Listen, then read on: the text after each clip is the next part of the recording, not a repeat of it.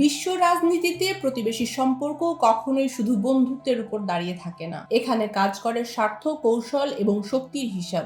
দক্ষিণ এশিয়ার ঠিক তেমনই এক গুরুত্বপূর্ণ সম্পর্ক হলো ভারত ও বাংলাদেশের সম্পর্ক। আর এই সম্পর্কের কেন্দ্রবিন্দুতে রয়েছেন ভারতের প্রধানমন্ত্রী নরেন্দ্র মোদী। নরেন্দ্র মোদীর নেতৃত্বে ভারত বারবার বাংলাদেশকে সবচেয়ে ঘনিষ্ঠ প্রতিবেশী বলে উল্লেখ করেছে। নেইবারহুড ফার্স্ট নীতির কথা বলা হয়েছে আন্তর্জাতিক মঞ্চে। কিন্তু প্রশ্ন হলো, এই সম্পর্ক থেকে দুই দেশ সমানভাবে লাভবান হচ্ছে তো? প্রথমেই আসি ইতিবাচক দিকগুলোতে। নরেন্দ্র মোদী সরকারের সময় বাংলাদেশ ভারত বাণিজ্যিক সম্পর্ক বেড়েছে। বাংলাদেশ এখন ভারতের অন্যতম বড় বাণিজ্যিক অংশীদার। বিদ্যুৎ, ট্রানজিট, রেল ও সড়ক যোগাযোগে কিছু অগ্রগতি হয়েছে। আঞ্চলিক নিরাপত্তা ও সন্ত্রাস বিরোধী সহযোগিতাও দুই দেশের মধ্যে জোরদার হয়েছে। কিন্তু এখানেই শেষ নয় গল্প।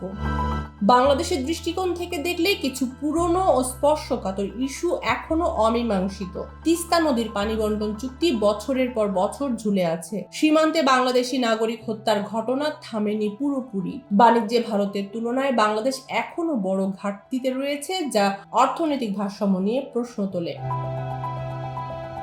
বিশ্লেষকরা বলছেন, নরেন্দ্র মোদীর নেতৃত্বে ভারত কৌশলগতভাবে বাংলাদেশকে গুরুত্বপূর্ণ মনে করলেও সিদ্ধান্তের জায়গায় অনেক সময় দিল্লির অভ্যন্তরীণ রাজনীতি ও আঞ্চলিক স্বার্থই প্রাধান্য পায়। বিশেষ করে পশ্চিমবঙ্গ রাজ্য রাজনীতির কারণে তিস্তার মতো গুরুত্বপূর্ণ ইস্যু আটকে থাকার অভিযোগ রয়েছে।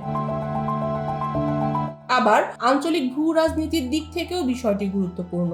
চীন ভারত প্রতিযোগিতার প্রেক্ষাপটে বাংলাদেশ ভারতের কাছে কৌশলগতভাবে আরো গুরুত্বপূর্ণ হয়ে উঠেছে। এই বাস্তবতায় বাংলাদেশকে কতটা সমান অংশীদার হিসেবে দেখা হচ্ছে, নাকি কেবল কৌশলগত সুবিধার জায়গা হিসেবে, সেটিও বড় প্রশ্ন।